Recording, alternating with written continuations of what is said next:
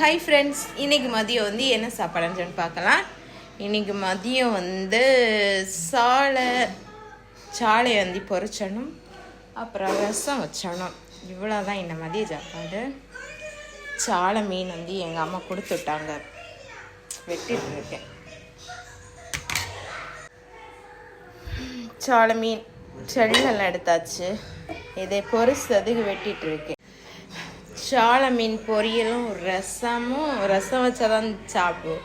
மீன் குழம்பு வச்சா விஷத்தை மாதிரி இது பண்ணும். அதனால வந்து எவ்வளோ மக்கள் மீன் குழம்புக்கு ஆசைப்படும்.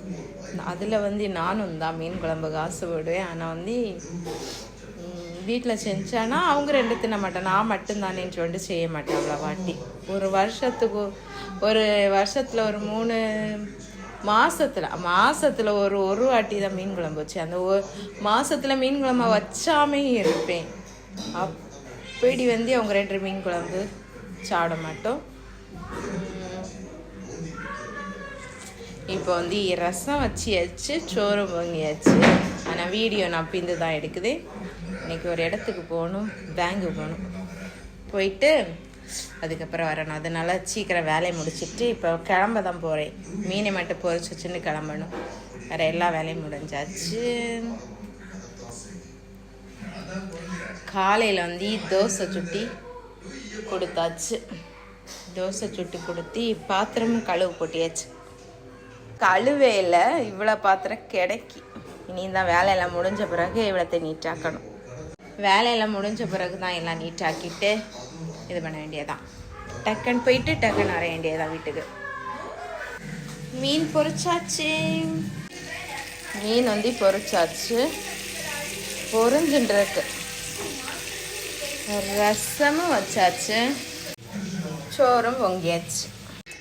இப்போ சூப்பராக மீனெல்லாம் பொரிச்சு எல்லா வேலையும் முடிஞ்சாச்சு. இப்போ சாப்பிட்டுட்டு இருக்காரு துறை. மீன் பொரிச்சது, ரசம், சோறு, இவ்வளோதான் இன்னைக்கு சாப்பாடு. ஒருத்தாங்க சாப்பிட்டுட்டு இருக்கேன்.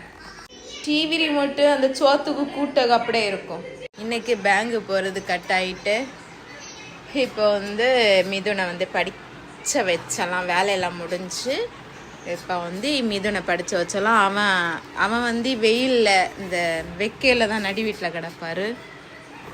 அப்பா கதவையும் கூட பூட்டு தான் போடுவேன், திறந்து போட மாட்டேன். நடிட்டு கதவை பூட்டு தான் போடுவேன்.